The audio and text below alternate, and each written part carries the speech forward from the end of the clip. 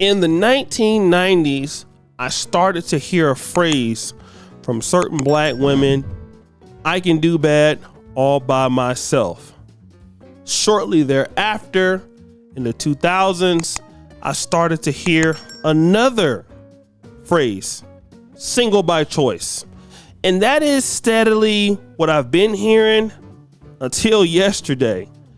I got a hold of Eboni K Williams' video in which she's suggesting that black women altogether just stop dealing with black men and just pretty much get their sperm. But black sperm is hard to come by. So what is her plan to get it?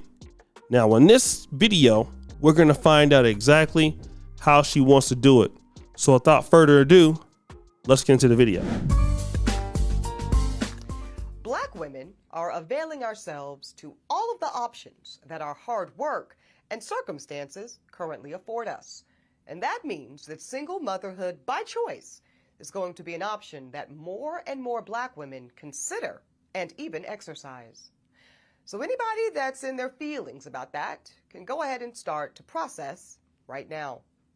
Because black women that have the privilege to embark upon this expensive and oftentimes lengthy process will increasingly decide to forego marriages and partnerships that do not serve us and that are not in our best interests. Let me just stop right there. Black women who can afford to get this particular procedure will be able to forego marriage and partnerships and relationships that do not serve them. I mean, that's fine. What you're saying is, for the most part, these guys are not really worth your time, which is okay.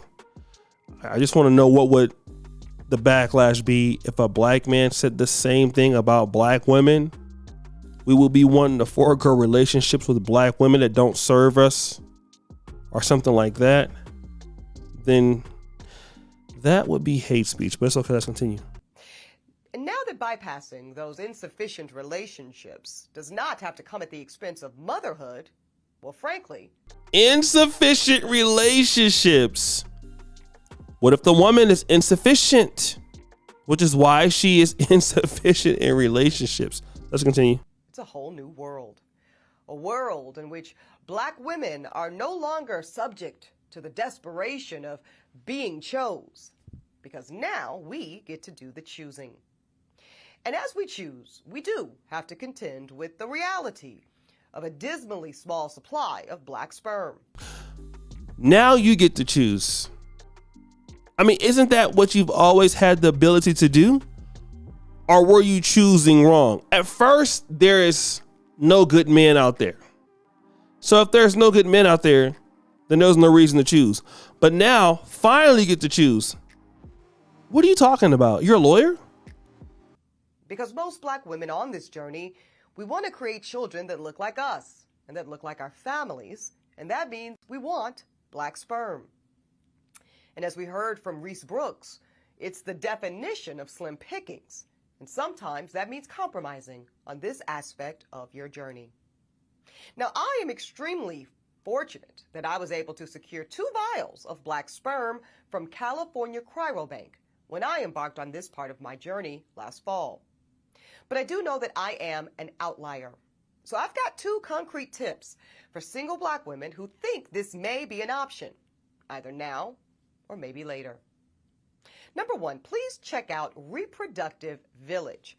It's a new black-owned cryobank, and it's designed to help with this shortage of black sperm. It's set to open its doors in D.C. later this year, and it will also have drop-off locations in Atlanta and Houston, Texas. And number 2, be proactive. I say go ahead and start looking right now for desirable black sperm. You register. Okay, let me stop there. So you heard what's going to happen. They have these little, whatever the technology is, but she's telling them to be proactive to get the sperm. But you were never proactive to get the man,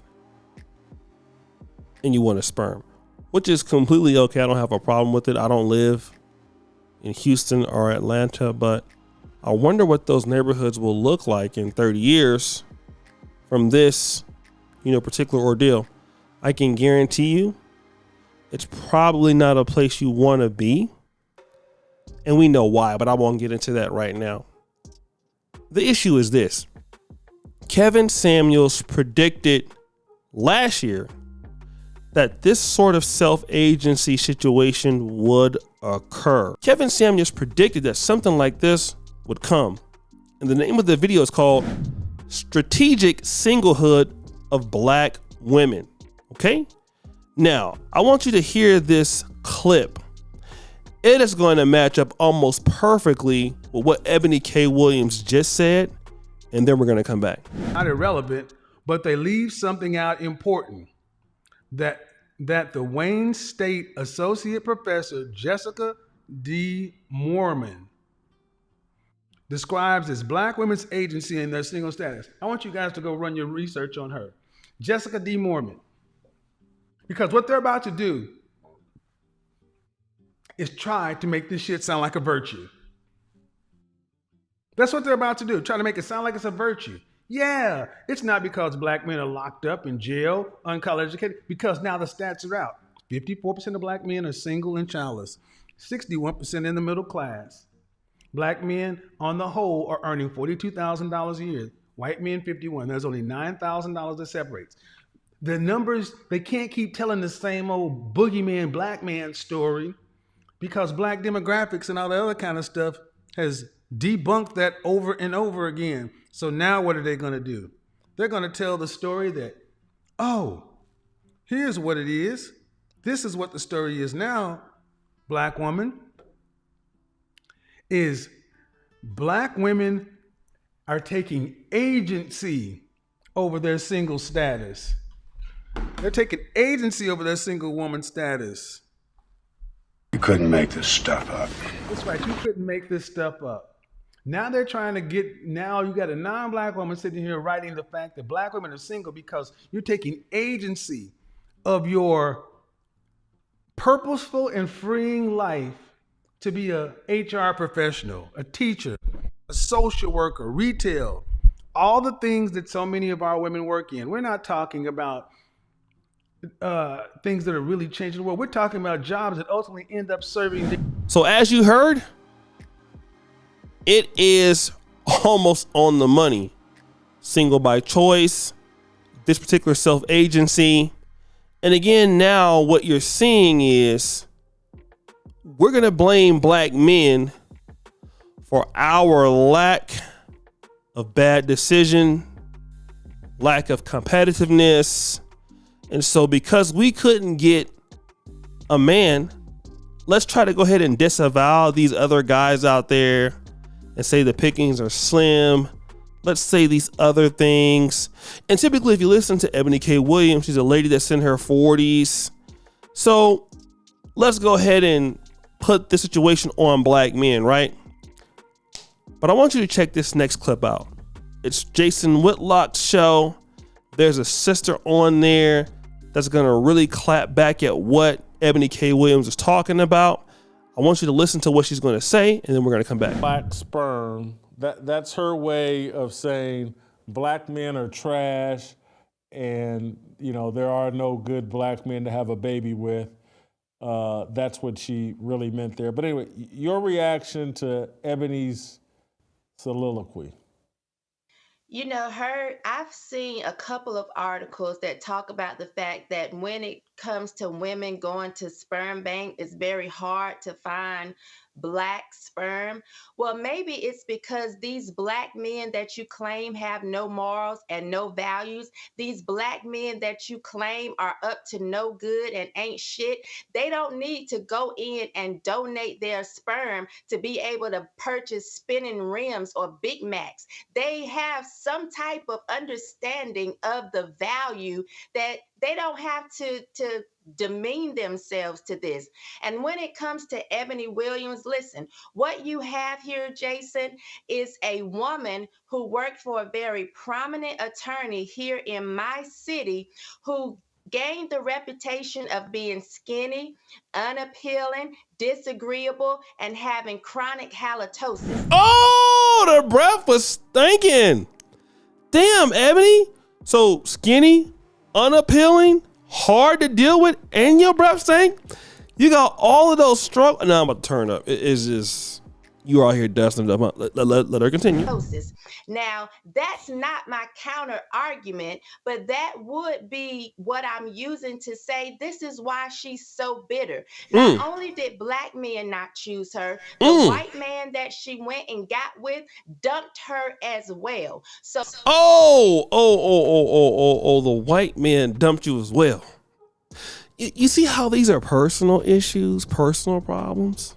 So now she is just this angry, bitter black woman who wants to push that on other black women. Anybody that has raised children know that it is easier to do with a spouse. Anybody who has raised children knows it is easier to do it with the spouse. Because I'm going to tell you what's going to happen. Once those kids start failing, and I will believe a good percentage of them will. And what I mean by failing, I mean like not rising in the society. They will then blame black men for the fact that I couldn't find one. I was forced to get to the by myself. And now my kid didn't do very well. Of course, if the kid does very well, they will go ahead and they'll say that it is because of me that the kid is doing very well. But if the kid doesn't do very well, they're going to say, well, because black men were not really good enough, I had to do this. Now my kid's out here doing X, Y, and Z. Now, she's going to come out and say it is much easier to do this with a spouse. But this is not what Eboni Michelle is talking about, is she? A partner with someone who can take part of that responsibility. It is extremely hard to be this boss going out working 40 to 50 hours a week and then being able to also pour into your children. No other group of women are pushing this except for black women. You don't see no other group of women are pushing this except for westernized black women. I mean, which is why our neighborhoods are not safe, because they will push this all day. Then when the neighborhoods are not unsafe, they'll be mad. Let's continue. White women saying, hey, just do it by yourselves, unless they're talking to us. You don't see Indian women, Asian women. Unless they're talking to, you heard that? White women will tell black women, do this by yourself, while at the same time they're married. Like most Democratic senators that push this stuff. All their kids are in school, college. It is only us that live in some type of delusional fantasy world that, oh, we don't need a man. We can do this all by ourselves. But all we have to do is look back on the last 20 or 30 years and look at what single motherhood has done to black kids and the black community. Why would anybody in their right mind be pushing this? It will only be someone who is bitter and angry. And when she talks about relationships that don't serve us, do you want a man or do you want a slave? What is it that you're looking for? Hello. Because it would serve you to be provided for. It would serve you to be protected. It would serve you to have a partner that goes at life together with you. What are you talking about? These relationships that are unfulfilling. Just because you keep running into the bad men don't mean all men are bad. And this is what I want women to understand. If you're always looking for men that are negative, that's all you're gonna get. If that's all you think is out there, that's all you're gonna see, and that's all you're going to attract. Change what you think about men and you will attract better. Wow. Shout out to that sister. What is her name? Her name is Shemeka Michelle. Whatever book she write, I'm gonna buy it. Give her a round of applause, Patrick. You see, these relationships that don't fit us, again, here you talk about, women that don't want a man to lead. They want to lead him, and they don't want him to do what he's supposed to do. So again, you're looking at something that befits you, and you pretty much don't know what you're talking about or what you're doing. And as she said, rightfully so, all of those things are true. All right. The black community, We already know what's going on there. I don't have to repeat it. I've been repeating all my time here. Look at the last 20, 30 years. Now you want to do it all by yourself? Be a boss chick, work 40, 50 hours a week, take care of a kid. It sounds good. When you have to get up in the middle of the night and that baby's crying, the baby won't stop crying. You got to go to school. You got to go to work. You got to pay your car note and nobody's helping you. It sounds good. But a lot of ladies are really not built to take on that challenge. They do it because they have to, but it's not favorable. And see, this situation, Eboni K Williams, who went to, I believe, University of North Carolina, went to law school. I'm bitter, so let me lead these ladies down the path. Not everybody can be a businesswoman, very astute, hardworking, like Eboni K Williams. That's not most people, not most women in general. All right. But because you're 40 and you have that experience, let's lead them down the path. So then it's almost like, who sent you? Do you want our women suffering? You see? And a lot of the black men that are out there that can't provide are coming from these same homes. So all you're going to say is when they start having these kids, and some of them will be males, these males are also going to be most likely not going to be able to provide for women, because providers have to be taught how to be providers. Like myself, okay? I grew up with a masculine grandfather and a father, although he had his issues. I was taught early on that it takes a man to do what you got to do. See, sometimes women limit you as a man when you're coming up, trying to nurture you too much. A young man needs to be rambunctious. He needs to go out there and get it, go out there and conquer. And you lose that when your mom is the only person there. You lose that about yourself. You become feminized and you become nurtured, almost like a domesticated animal. And we have too many domesticated black men that can't go out in there and do things. And then women complain about these domesticated men because the dad wasn't there or he was left out of his life completely. And then you're going to come back and say that, oh, these guys can't do anything. I can guarantee you these ladies who are going to have these single men from these procedures, they're not going to be able to be providers for women. I can tell you that, because you need a man to teach you that, usually. And a lot of these young men that are coming out right now ain't no good for a woman.